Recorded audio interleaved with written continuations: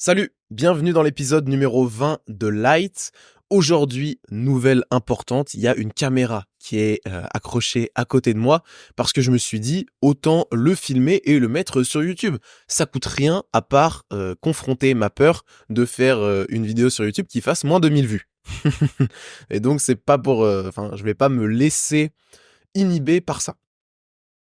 Je suis très content en ce lundi matin de reprendre le micro. Cette nuit, j'ai fait un truc bizarre.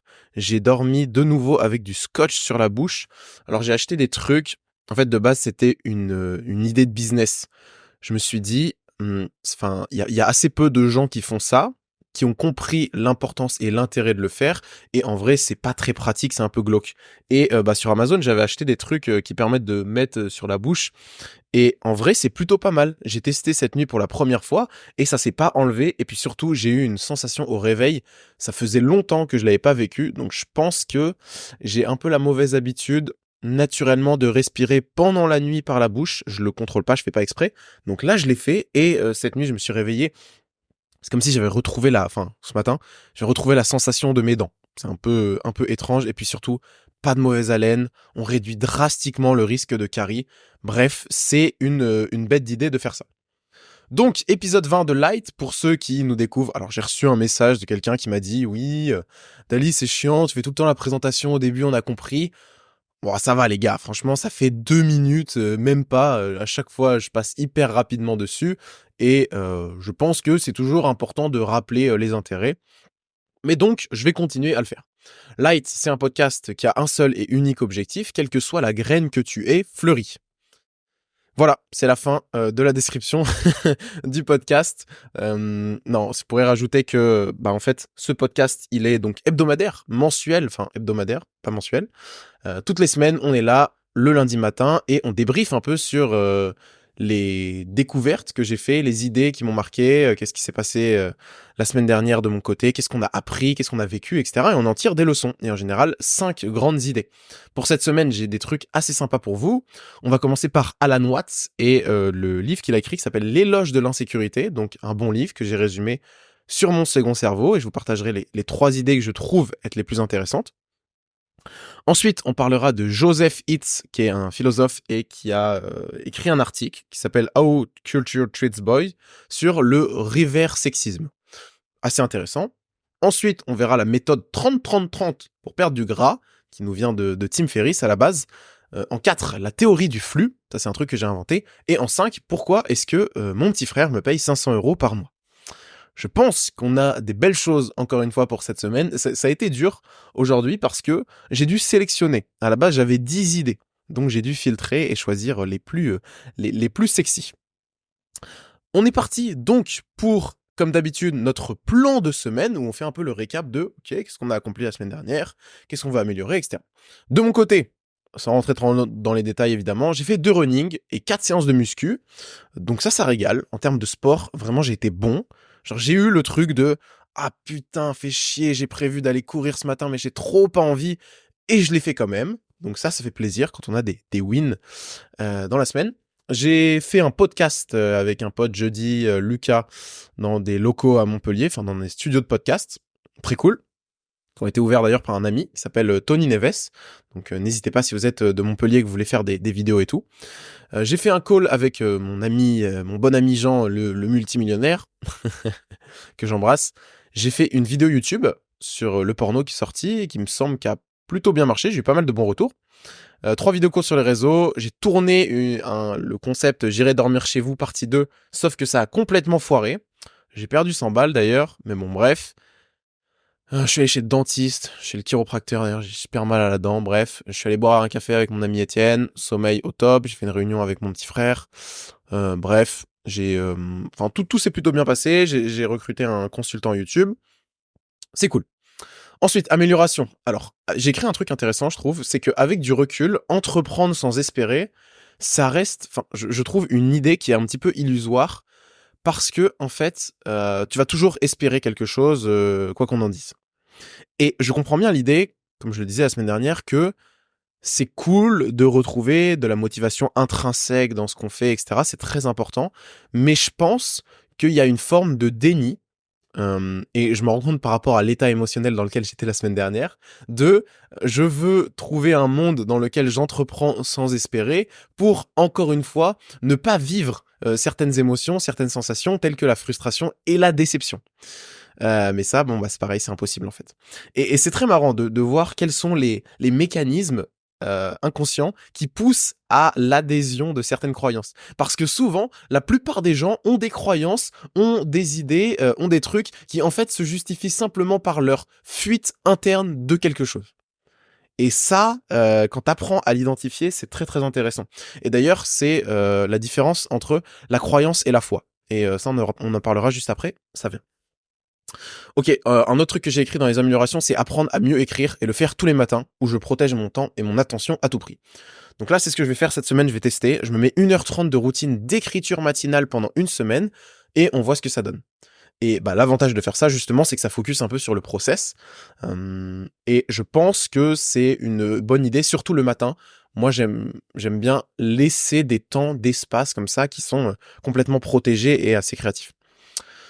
Filmer le podcast et le mettre sur YouTube, let's go. Le test vaut le coup, même si tu as peur de faire 200 vues. Voilà, c'est marrant parce que j'étais en train d'écrire l'amélioration, puis j'ai supprimé. Puis je fais, pourquoi tu supprimes? Pourquoi tu veux pas le faire? Ça coûte rien.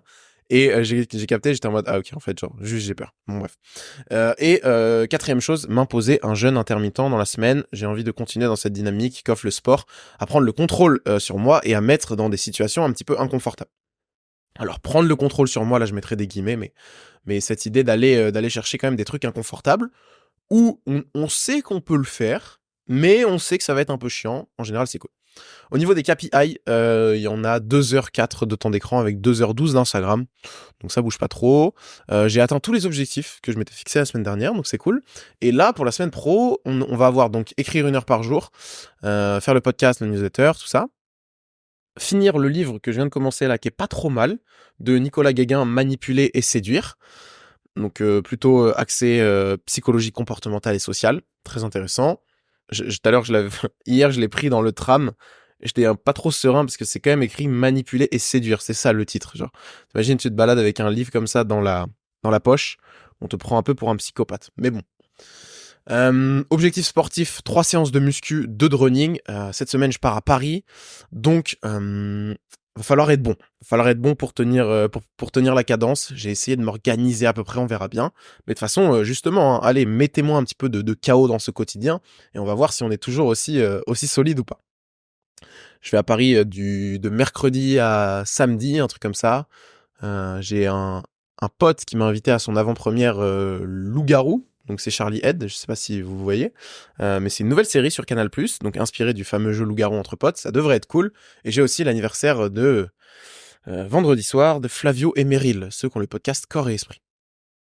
Et oui, dernier truc, l'objectif de la semaine, c'est la to-do list que le gars sur la partie business avec qui je travaille m'a donné, parce qu'en fait, on est en train de recréer complètement la formation de Social Maestro, en tout cas de retravailler dessus comme des oufs, parce que je dois bien me rendre à l'évidence. En fait, y a des trucs qui allaient pas.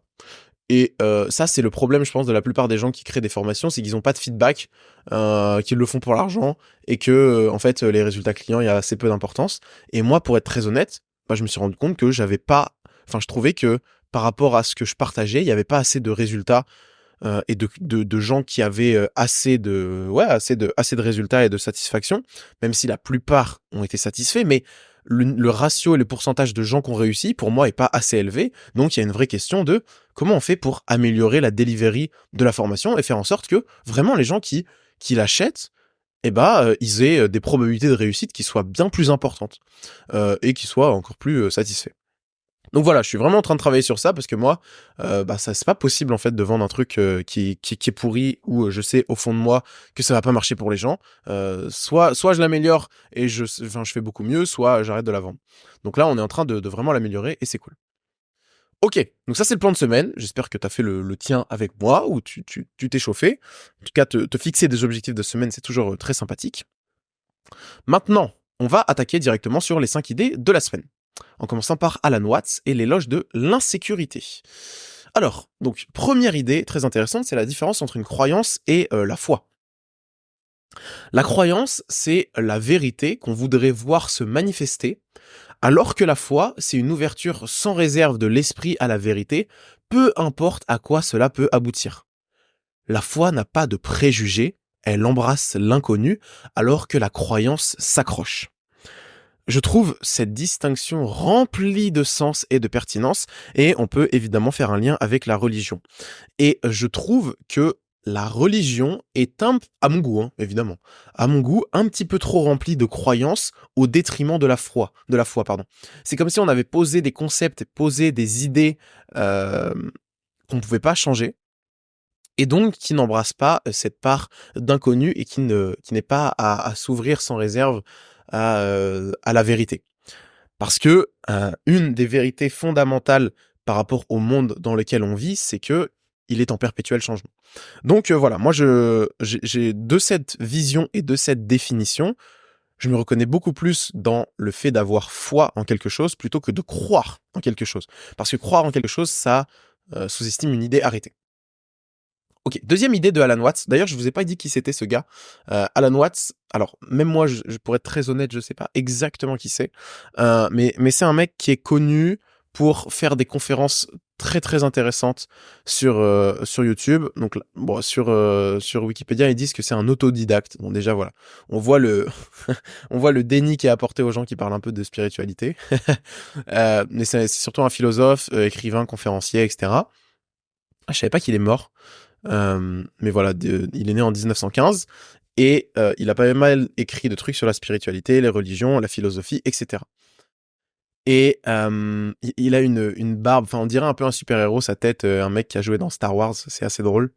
Et il a écrit vraiment des livres qui sont très sympas et il dit des choses assez pertinentes. Pas mal inspiré du bouddhisme, etc. Mais vraiment un grand monsieur.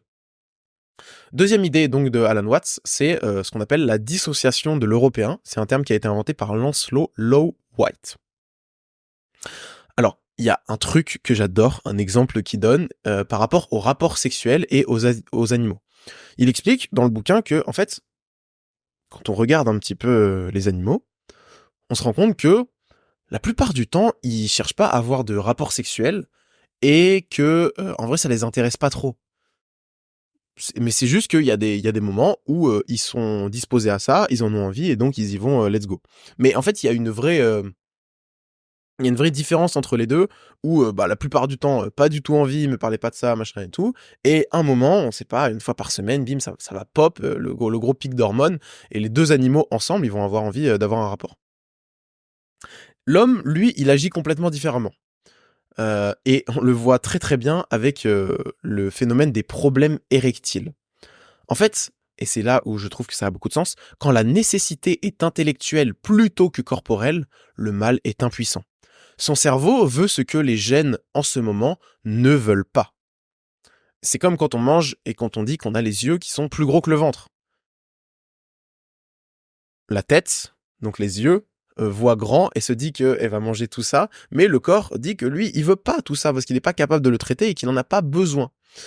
Et je pense qu'avec les rapports sexuels, on a exactement la même chose. Il y a une forte dissonance. Et donc c'est ça la dissociation de l'européen, c'est le fait de ne pas capable, d'une certaine manière, de faire cohabiter correctement le corps et l'esprit. Ce qui est difficile, hein, évidemment. Genre dans notre société, c'est un truc de ouf. Comment je trouve ça difficile. Et il y a un truc d'ailleurs que j'avais noté que je trouvais très intéressant.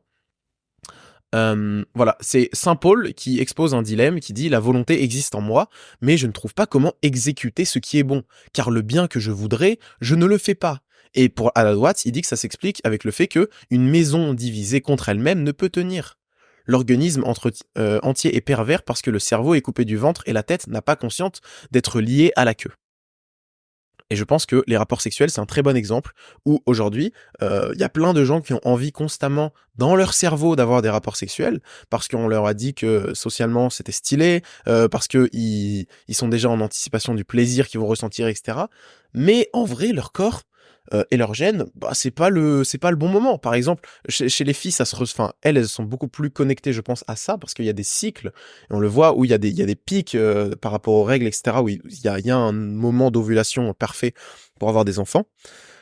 Et je pense que chez les hommes, c'est pareil aussi au niveau de la production. Bon, elle est peut-être un peu plus linéaire, ça on le sait. En général, les hommes peuvent avoir des rapports tout le temps et des enfants quasiment tout le temps. Mais bon, bref, c'est assez intéressant. Donc, dissociation de l'européen, et aujourd'hui, on recourt de plus en plus à des accessoires externes pour résoudre nos problèmes au lieu de laisser faire le savoir inconscient qui est bien plus intelligent que notre pensée consciente. C'est une idée qui peut se débattre sur beaucoup d'aspects, on est d'accord. Mais en tout cas, retrouver donc cette connexion cerveau, corps, esprit même, on pourrait dire, et si on allait plus loin, âme, entre ce qu'on fait et ce qu'on devrait faire. Même si c'est peut-être pas le meilleur moyen d'exprimer l'idée, mais je pense que vous avez compris. Et donc retrouver cette intelligence qui est tous en nous. Et moi j'aime bien j'en avais parlé, je crois. La racine de l'intégrité, c'est faire cohabiter et c'est avoir un certain alignement entre l'intérieur et l'extérieur. Je pense que c'est à peu près la même chose. Et ce qui est difficile avec ça, c'est que souvent, on n'est jamais en plein dedans, un peu à l'image de l'oscillateur de Lorentz qui fait que de tourner autour du point central. Enfin, c'est ça, hein, le concept d'équilibre. En général, c'est juste une tentative constante de bien osciller entre la gauche et la droite. Donc, dans notre vie, c'est pareil. Il y a une certaine illusion à penser que on trouvera l'alignement parfait, la vocation parfaite, le métier parfait, la relation parfaite. Mais il y a quand même des signes qui font que, ok, est-ce que tu sens que tu es plutôt dans la bonne direction ou que tu vas à contre-courant? Et ça, je pense que c'est une bonne image à garder en tête. Est-ce que tu nages plutôt dans le sens du courant, et donc peu importe que tu sois sur le côté gauche, sur le côté droit, etc., ou est-ce que vraiment tu es à contre-courant et tu fais n'importe quoi? Et bah ça, ton corps, il te parle, hein. Et plus, d'ailleurs, très intéressant ça, moi je le vois en ce moment qui est en très très bonne santé. Plus ton corps est en bonne santé, étant donné que c'est lui qui produit les pensées et qui est un peu à la source de tout ce qui se passe, plus lui il se sent bien, plus tu vas être capable facilement d'identifier les messages qu'on essaye de t'envoyer. Que le corps essaye de t'envoyer, je ne sais pas d'où ça vient, hein. Peut-être qu'on pourrait dire que c'est l'âme, mais je veux pas rentrer dans des visions qui sont trop spirituelles, parce que moi, bah, j'ai jamais vécu des trucs de ouf non plus, et que voilà. Mais en tout cas, ça fait quand même sens, et le fait d'avoir un corps en bonne santé, ça permet dans tous les cas de mieux recevoir les messages. Ok, troisième idée de Alan Watts, je vais juste boire un petit peu d'eau avant.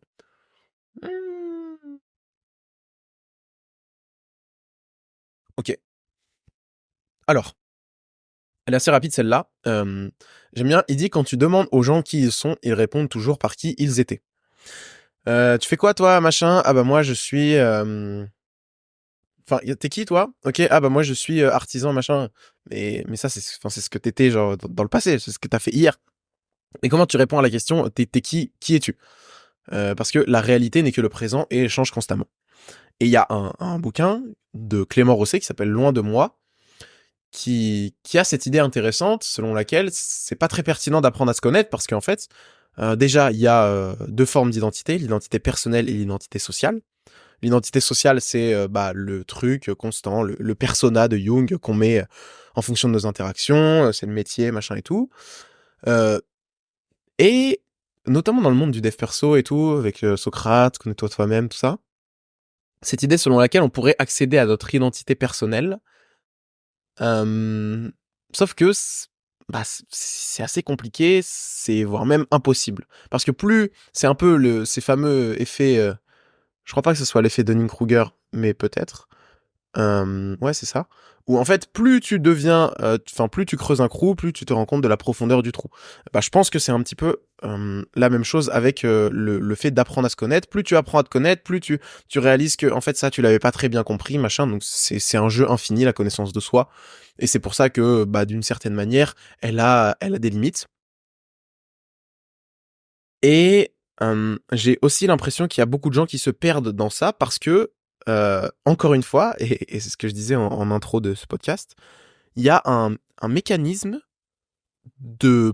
En fait, c'est une procrastination déguisée.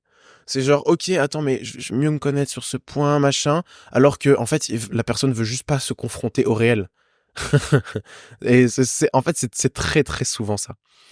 Euh, Donc ouais, alors j'ai un peu dévié, enfin je comprends l'idée de quand la réalité n'est que le présent et change constamment. Et puis il y a aussi ce truc, donc forcément, par rapport à l'identité qui est en constante évolution. Évidemment, quand tu te lèves le matin, t'es jamais la même personne. Certes, c'est pas énorme, mais il y a toujours des différences. Il y a toujours des différences. Et j'aimerais faire un petit parallèle avec le pouvoir du moment présent. J'ai écouté un podcast hier de mon cher mentor, Pierre Dufraisse, sur le pouvoir du moment présent, qui disait que cette idée, elle était un peu surcotée, et j'étais bien d'accord avec ça. Parce qu'en fait, au lieu de parler du pouvoir du moment présent, parce qu'en vrai, le moment présent, il n'a pas de pouvoir. Qui est-ce qui a du pouvoir ? C'est le pouvoir de toi, dans le moment présent. Le pouvoir de toi maintenant. Mais en fait, dans le moment présent, concrètement, il se passe pas grand-chose. Tu peux être présent, que c'est la seule chose qui existe, machin et tout, mais ça ne te donne pas plus de pouvoir, si ce n'est d'être un peu plus connecté à toi et à ce qui se passe, à être moins dans la projection, dans le fait de se remémorer le passé, etc.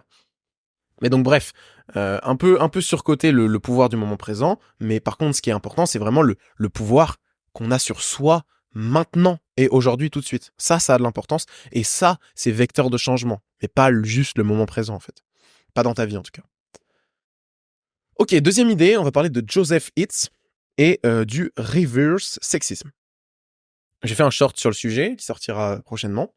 Donc Joseph Hitz, c'est un philosophe canadien qui, dans un article intitulé How Your Culture Treats Boys, donc comment notre culture traite les garçons, il raconte que la dernière fois qu'il a été allé acheter des vêtements pour ses enfants, il a été un petit peu choqué. Donc à gauche il y avait le rayon filles, à droite, à droite le rayon garçon. Et c'est bizarre, mais les t-shirts, les motifs, etc. n'étaient pas du tout les mêmes. Et jusque-là, rien de très choquant, mais en fait, dans l'article, il met le screenshot de 6 modèles de t-shirts pour filles et de 6 modèles pour garçons. Et il y a une différence qui est assez flagrante, non pas dans les couleurs, ça à la limite on peut le comprendre, mais plus dans les messages qui sont transmis. Je vais essayer de vous... Ouais, je vais vous faire ça, je vais retrouver l'article tout de suite, j'en ai pour 2 secondes. Tac. Donc pour les filles, on a des trucs du style Girl Boss, Future 21-5 Leaders, Girls are strong, sweet, intelligent, feminist, Girls can do anything, smart. Voilà. Donc voici les messages qui sont transmis un petit peu. Et pour les garçons, on a des trucs qui sont un peu différents, genre Permanent Weekend, I got nothing down today, Combo Bro 1000, 5 symptoms of laziness, Any sport, anytime. Bref, on voit bien qu'il y a une différence. Et en fait, il semblerait qu'on encourage les filles à être intelligentes, à réussir, à devenir puissantes et tout, ce qui est cool, ce qui est très très cool, mais que de l'autre côté, on encourage un peu les garçons à être paresseux, à faire n'importe quoi et à bouffer de la merde. Et ça, moi, je trouve que c'est terrible pour les garçons, surtout à cet âge-là. Parce qu'il y a un conditionnement et il y a une sorte de tentative d'inhiber, je sais pas pourquoi, et je vais pas rentrer dans des théories du complot ou j'en sais rien, mais en tout cas, voilà, c'est là. Et c'est vrai que aujourd'hui, avec ce beau combat à la base, évidemment, qui est le féminisme, il y a eu des dérives qui sont allées un peu trop loin à mon goût, où on a tenté un petit peu de fragiliser les hommes, de les contrôler sur certains aspects et de leur enlever un peu leur énergie masculine et de les rabaisser en fait d'une certaine manière. Et donc là, c'est un petit peu ce que je vois. Il y a une enquête du groupe Lagardière Publicité qui a montré que dès 4 ans, il y a plus de 75% des demandes d'achat qui sont émises par les enfants qui sont consécutives à une exposition publicitaire, pour un taux d'acceptation parentale qui est supérieur à 85%. Je sais pas si on se rend compte, mais c'est énorme. Et ça montre à quel point l'influence des publicités, notamment à cet âge-là, parce qu'on est très modulable, on est une vraie éponge, va avoir de l'influence sur les envies d'achat, sur les comportements, etc. Enfin, il y a un truc dont j'aimerais vous parler sûrement la semaine prochaine, qui s'appelle The Third Happiness Syndrome, qui montre que, en fait, donc c'est un sociologue qui s'appelle Nicolas Christakis, qui a montré que le niveau de bonheur était beaucoup impacté par notre environnement, et que en gros, si le bonheur, ça se transmettait sur au moins 3 degrés de séparation. Donc si t'es happy, genre, ça veut dire que le copain de ton copain de ton copain, il a beaucoup plus de chances aussi d'être happy, de se sentir bien. Enfin, c'est un truc de ouf. Et on voit à quel point l'environnement a de l'impact, et ça, c'est un des premiers. Donc, j'ai envie de passer un petit message, que ça soit aux parents ou aux enfants, qui est que vous laissez pas faire, genre. Vous laissez pas faire, et ne laissez pas les garçons comme les filles, mais là, en l'occurrence, l'exemple, c'est le cas des garçons, dès le plus jeune âge, de se laisser castrer et inhiber comme ça, au profit sous prétexte de pas se mettre trop en avant, ou d'un truc d'égalité. Pour moi, là, il y a vraiment un gros problème, et je pense que c'est important d'en parler. Donc, Joseph Hitz, lui, il parle de reverse sexisme, parce que c'est clair et net que si ça avait été dans l'autre sens, et que les t-shirts, enfin, c'était sûrement le cas avant, quoique, mais si ça avait été dans l'autre sens, bah là, ça aurait été le scandale un petit peu partout. Donc, bah moi, je laisse pas passer ça non plus, et je suis content de pouvoir en parler. Ok. Donc, messieurs, reprenez un petit peu de pouvoir, mais pas au sens pervers du terme, évidemment, hein, mais dans un premier temps, de pouvoir sur vous-même et sur vos vies, de responsabilité. C'est très très important d'être un homme solide. Ok. Alors, la méthode 30-30-30, qui nous vient de Tim Ferriss, et de son livre The 4-Hour Body. J'ai écouté son podcast là avec Chris Williamson de Modern Wisdom. Pas trop mal. J'avoue que je m'attendais un peu à mieux. Je trouve que Tim Ferriss... J'aime bien écouter les gens. C'est le gars que, voilà, t'as lu son bouquin il y a 3-4 ans, t'avais vu des vidéos il y a 3-4 ans, et je suis très curieux souvent de voir quelle est l'évolution de ces personnes, à quel point est-ce qu'ils ont grandi, est-ce qu'il y a des idées qui ont évolué, etc., qui ont maturé. Souvent, c'est très intéressant. Donc cette idée, elle stipule que il faut consommer 30 grammes de protéines dans les 30 minutes suivant le réveil, et ensuite faire 30 minutes d'activité sportive modérée. Donc ça peut être de la marche, un tout petit peu de vélo, etc. Donc ça, c'est intéressant, et a priori c'est une des meilleures méthodes pour brûler du gras, même si évidemment ici on n'est pas teubé, hein, et on sait que la meilleure méthode n'existe pas, et que brûler des gras est avant tout une idée de déficit calorique. Mais il y a quand même des trucs que j'ai appris sur le sujet que je connaissais pas, dont j'aimerais vous parler. C'est que déjà, il faut savoir que il y a 3 ressources d'énergie pour le corps, les plus accessibles. Enfin, en tout, il y en a 4, mais il y en a 3, il y en a 4.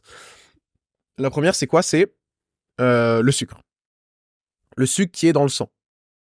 Donc c'est ce qu'on appelle l'insuline, machin, tous ces trucs. C'est le truc le plus disponible que le corps il peut choper rapidement pour utiliser, produire de l'ATP, avoir de l'énergie, etc. Ensuite, la deuxième source d'énergie, c'est le glycogène. Et donc ça, c'est la manière dont le corps va stocker le sucre dans les tissus adipeux, tous ces trucs, avant que ça devienne du gras. Et ça, en général, ça lui permet de tenir 20 minutes de plus grâce à cette source d'énergie. Il peut pas faire des réserves immenses de glycogène, parce que souvent, bah, ça devient du fat après. Ensuite, la troisième source d'énergie, ça va être les muscles, ce qu'on appelle les muscles légers. Et au corps, il lui faut seulement 3 minutes pour piocher dans les muscles et en faire de l'énergie. Dernière source d'énergie, c'est le gras. Et là, il faut savoir qu'il faut au corps 5 heures pour transformer du gras en énergie. Et en fait, quand j'ai appris ça, quand j'ai entendu ça, moi j'ai complètement pété les plombs. J'étais en mode quoi? Donc ça veut dire que en fait, quand tu fais du sport, c'est impossible de piocher dans le gras. Et c'est Gary Brecka, un mec calé sur le sujet de malade, vraiment très très bon, qui explique que bah oui, c'est impossible en fait. Genre quand tu fais du sport, tu brûles jamais de graisse. Jamais. Et le corps brûle de la graisse quand il se repose. Quand il se repose. Et ça, c'est très très intéressant à comprendre comme principe, et notamment par rapport au fait que, en fait, si t'as des réserves de glycogène qui sont trop faibles, et que t'as pas assez de sucre dans le sang, ou que t'es pas en cétogène, et donc que ça veut dire que ta source d'énergie, tu l'as pas fait switcher en néoglucogénèse, c'est-à-dire que, bah, en fait, ton corps, comme il consomme que du gras et qu'il a jamais de sucre, il s'est adapté, il fait différemment. Donc là ça marche pas pour cet exemple, mais sinon, ça veut dire que, bah, en fait, ton corps va piocher dans tes muscles légers. Et bah c'est pas ce que tu veux. Vraiment, c'est pas ce que tu veux. Donc c'est pour ça que la méthode 30-30-30 est intéressante, parce que elle propose de consommer 30 grammes de protéines au réveil, et de faire 30 minutes d'exercice. Ça, c'est un bon moyen de bien lancer le métabolisme et de faire en sorte que ce concept de source d'énergie joue en ta faveur. Moi, en général, le matin, j'aime bien manger comme source de protéines, soit des œufs, soit des oléagineux, ou souvent les deux hein, en même temps. C'est plutôt pas mal. Mmh, qu'est-ce qu'il y avait d'autre sur ça? Je pense que c'est à peu près tout. On peut passer directement à la quatrième idée, qui est la théorie du flux. Donc ça, c'est un truc un peu que une sorte de pressentiment que j'ai eu, que je trouve assez pertinent.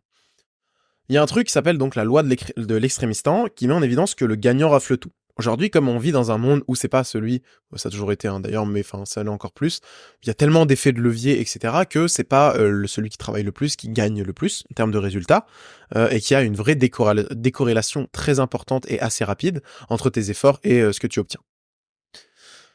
Donc, je me souviens la semaine dernière qu'il faut tenter, enfin pour se permettre de tenter des trucs de ouf dans sa vie, donc autrement dit de s'exposer à des signes noirs qui permettraient d'avoir des retours sur investissement qui sont complètement décorrélés des résultats et des trucs de ouf. Donc dans la loi de l'extrémistan, c'est genre, ok, il y en a 99% qui échouent, mais quand le 1% il réussit, bah il obtient pas genre plus 1%, il obtient tout ce que les autres n'ont pas eu et sa grosse part du gâteau. Enfin, ça, c'est un truc de malade. Et il y a ça dans plein de domaines. C'est ce qu'on disait aussi sur la différence entre un bon joueur de foot et un très bon joueur. C'est passé de 3 000 € à 30 000 € par mois. Donc ça, voilà, c'est une bon exemple de loi de l'extrémisme. Et donc, si on veut tenter des trucs de ouf, s'y exposer, etc., il faut avoir une forme de sécurité. C'est pour ça que je disais que, bon voilà, Inoxtag qui peut se permettre d'aller gravir l'Everest, c'est notamment parce que derrière, financièrement, tout va bien, il a les abos, il a le soutien, il est entouré, il a le réseau, il est en bonne santé physique, machin, tous ces trucs. Et donc, ça met en évidence que si tu veux t'exposer à des flux importants, tu dois augmenter tes niveaux. Et un des niveaux qui est le plus important selon moi, c'est la confiance en soi. Imagine que tu es dans un jeu vidéo et t'as ta petite barre de confiance en toi là qui te suit toute la journée.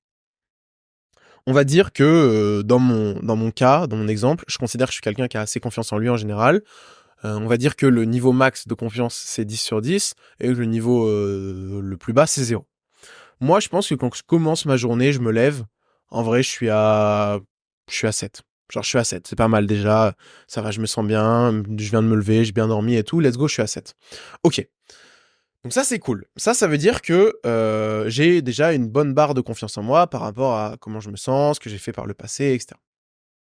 Maintenant, cette barre de confiance en soi, je peux la monter au fur et à mesure de la journée.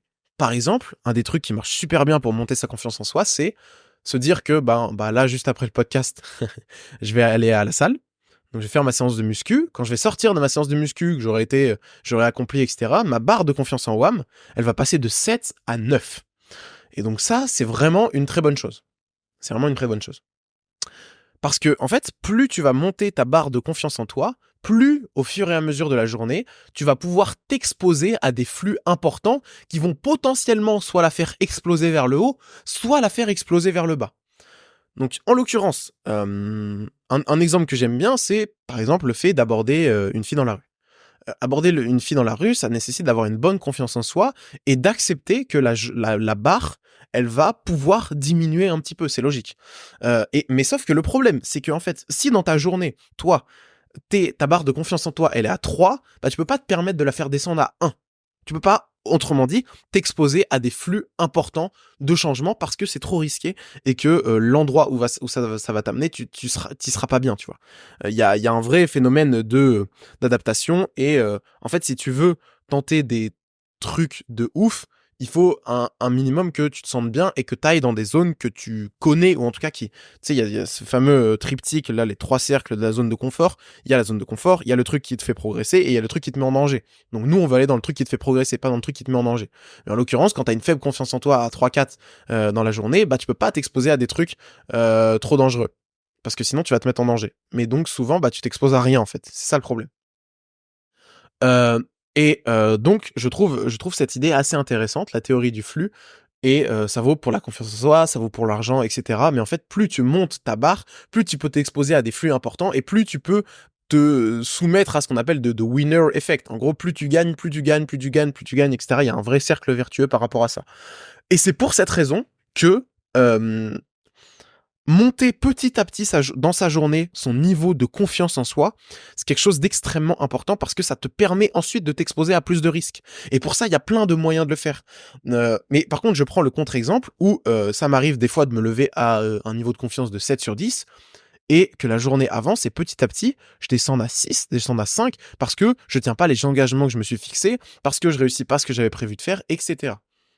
Et donc, il faut que toi, tu trouves dans ton environnement et dans ton quotidien des moyens petit à petit d'augmenter ce niveau de confiance en soi, d'augmenter cette barre au fur et à mesure. Et le truc cool aussi, c'est que peut-être qu'aujourd'hui tu te lèves, t'es à 5, mais que si tu continues à faire les efforts, et bah dans un mois, tu vas te lever et tu seras à 6. Et donc ça, c'est cool.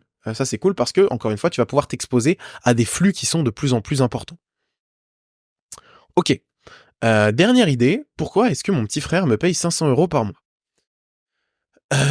Alors, donc si tu fais partie des gens qui ont déjà essayé d'atteindre des objectifs ambitieux, genre courir un marathon, avoir le bac avec mention, pécho Sabrina de la terminale C, bref, tous ces trucs, tu sais à quel point ça peut être difficile par moment. Parce que, bah voilà, tu connais, au début, t'es déter et tout. Mais la motivation, elle va vite disparaître, va vite s'assouvir. Et il va falloir que tu trouves d'autres moyens, d'autres ressources, si tu veux continuer à te rapprocher de cet objectif. Et pour ça, selon moi, il y a 2 cheat codes qui font que la plupart des objectifs deviennent non pas plus faciles à atteindre, parce que dans tous les cas, il faudra fournir des efforts et se mettre face à des trucs qui sont compliqués à accepter, mais j'ai envie de dire d'une certaine manière, heu, augmenter ses probabilités de réussite. Pour ça, il y a un truc, c'est ce qu'on appelle la puissance de l'accountability. Il y a une étude qui met en évidence que tu as 65% de chances de plus d'atteindre tes objectifs de santé si tu rejoins une communauté. Et bah ça, c'est vraiment un cheat code. L'accountability, c'est le fait qu'il y ait quelqu'un qui vienne vérifier avec toi, est-ce que tu as fait les objectifs qu'on s'était fixés, est-ce que tu es passé à l'action, est-ce que tu es venu à cette fameuse séance, etc. ou pas. Parce que quand justement bah, on a un niveau de confiance en soi qui est assez faible, on a la barre à 3-4, bah c'est compliqué en fait de se faire confiance d'une certaine manière et on sait que souvent on prend des engagements qu'on tient pas. Et ça, c'est assez néfaste comme comportement parce que ça fait tendance à baisser ta barre. Donc, trouver quelqu'un qui a une barre de confiance qui est un peu plus haut et qui vient s'assurer que toi aussi tu montes ta barre, c'est cool. Et donc, avec mon petit frère, c'est exactement ce qu'on fait. Là, juste avant d'aller à la salle, on va faire notre réunion à 10h où on va check un peu est-ce qu'il a accompli les objectifs qu'on s'était fixés la semaine dernière, pourquoi est-ce que ça a pas marché, pourquoi est-ce que ça a marché, comment on peut faire pour que ça marche mieux, etc. Et moi je vais vérifier et tous les jours quasiment je lui envoie un petit message, ok, comment ça avance, machin et tout. Il y a une sorte de pression ici qui se met en place et c'est tant mieux. Il faut qu'ils sentent ce truc. Et d'ailleurs, c'est pour cette raison que la plupart des gens font appel à des coachs sportifs. C'est une sorte de ça permet de déléguer une forme de discipline. Ça, elle repose pas que sur toi maintenant. Et ça, c'est cool. Ça, c'est vraiment cool. Et je pense que quand on n'a pas encore un niveau de trust en soi qui est assez fort, il faut appuyer sur ça au maximum. Vraiment trouver un moyen d'avoir plus d'accountability dans son quotidien.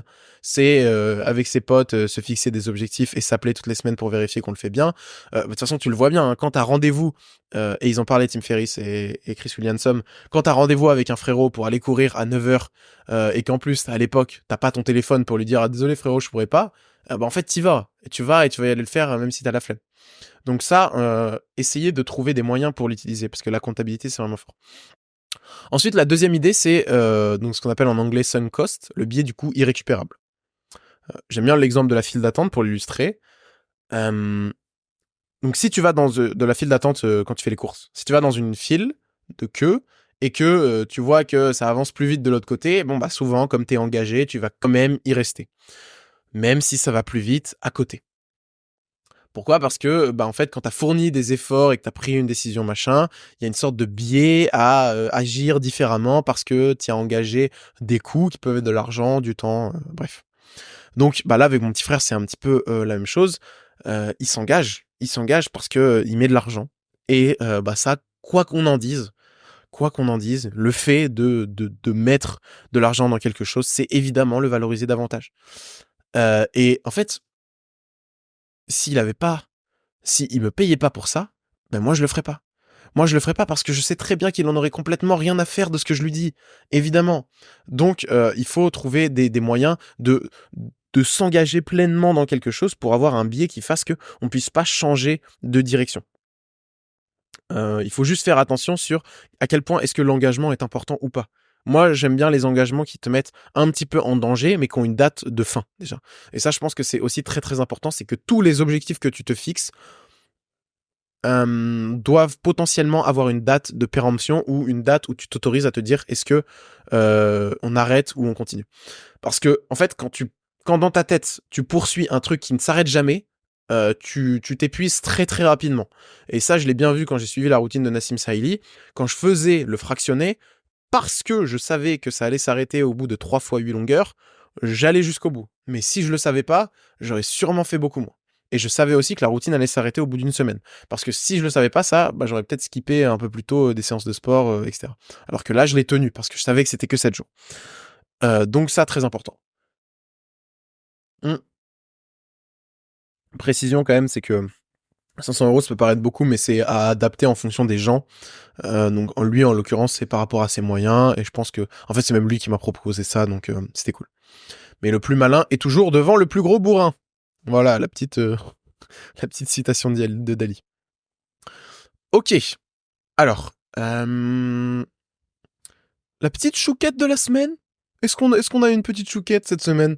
Alors j'ai un petit truc, c'est une citation de Charles Bukowski, si je me trompe pas, qui dit If you find yourself wanting something month after month, donc si vous vous trouvez vous-même en train de vouloir un truc mois après mois, année après année, et que il s'est toujours rien passé, et et que tu t'es toujours pas rapproché, en fait, mais peut-être que c'est pas ce que tu devrais faire, et que ce que tu veux, c'est juste une fausse promesse, une fantaisie, une sorte d'idéal qui en vrai n'existe pas. Maybe what you want isn't what you want, you just enjoy waiting. Peut-être que ce que tu veux, c'est pas ce que tu veux, tu aimes juste attendre. Et moi, j'irais plus loin, ou est-ce que surtout, en fait, tu as peur. Tu as peur, et donc, juste, t'oses pas le faire. J'ai un ami qui s'appelle Stephen qui m'a beaucoup appris sur ce sujet enfin, c'est une grande leçon que j'ai tirée de lui et que je constate de plus en plus, c'est que la plupart des êtres humains agissent simplement pour ressentir des émotions. Euh, et souvent, c'est la même chose en fait. C'est ressentir du plaisir, esquiver la douleur, être accepté par le groupe. Enfin bref, c'est toujours la même chose dans un objectif assez souvent de survie, etc. Il y a toujours cette recherche d'émotion. Et là, en l'occurrence, le truc de moi je rêve de faire ça, machin et tout. En fait, souvent c'est quoi? C'est ok, tu vas chercher l'émotion de sentir une projection, un futur meilleur, donc t'es rassuré, donc tu te sens mieux, machin et tout. En même temps, tu fuis l'émotion de te confronter au réel, de te sentir potentiellement pas très fort, de te sentir un peu nul. Tu vas chercher l'émotion de dire aux gens que t'as des projets, machin et tout, donc d'être validé, tous ces trucs. Euh, et ça, c'est souvent vrai. Et je pense que c'est le thème, en fait, de ce podcast, de cet épisode 20. C'est vraiment d'aller essayer de comprendre quels sont les mécanismes sous-jacents, les comportements, mais surtout le fait de ne pas passer à l'action et de ne pas faire les trucs. Parce qu'on peut le justifier de plein de manières, mais souvent, c'est une émotion que tu veux pas aller chercher. Et c'est là qu'il y a du travail à faire qui est intéressant. Ok, on arrive tranquillement à la fin. On est sur 43 minutes, c'est cool. C'est toujours le même timing, à peu près. C'est intéressant, ça. Alors, la recommandation de la semaine, on a un petit post de Ryan Holiday sur Instagram que j'aime beaucoup. Je vais vous en teaser 2-3 extraits. Putain, je vais devoir aller sur Instagram. Ah là là, ah là là là là là là. Ah, ça va. J'ouvre Instagram, j'ai quoi? J'ai genre un post d'un neuroscientifique qui dit Drinking coffee decrease connectivity in the default mode network of the brain, making switching from rest to task mode easier. Ah ben voilà, ça c'est intéressant. Donc boire du café, 85 mg de caféine, ça réduit la connexion entre le mode par défaut du cerveau, et donc ça te fait switcher de, en gros, système parasympathique à système sympathique. En gros, t'es en mode, tu switches du repos à effectuer des tâches. Donc ça, c'est cool. D'ailleurs, j'y pense, c'est marrant, j'en ai même pas parlé, je suis un ouf. J'ai fait 30 jours sans café, les gars. J'ai fait 30 putains de jours sans café. Je m'étais engagé publiquement, d'ailleurs, sur LinkedIn. Et surtout, envers moi-même. Je parle de LinkedIn. En vrai, je m'en bats les couilles de ce réseau, mais je sais pas, j'ai fait un post. Bref. J'ai tenu 30 jours sans café, c'est une dinguerie. Je suis trop content et trop fier d'avoir réussi parce que mine de rien, c'était pas si facile. Je suis pas accro, mais bon, je commençais à être en mode ah, y a pas le café là aujourd'hui.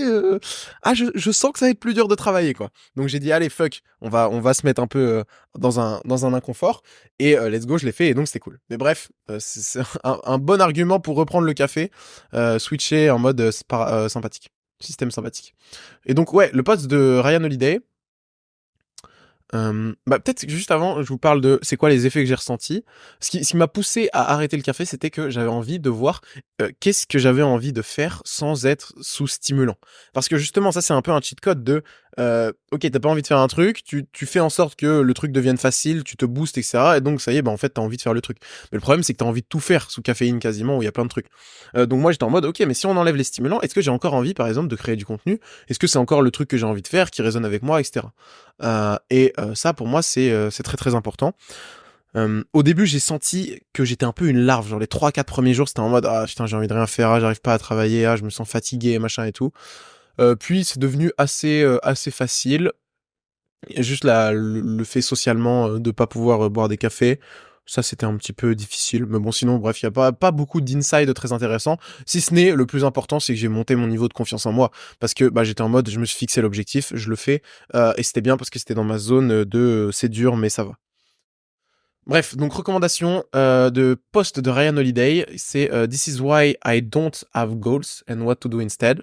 Pourquoi je n'ai pas d'objectif? Il raconte que bon bah les objectifs c'est des métriques souvent externes.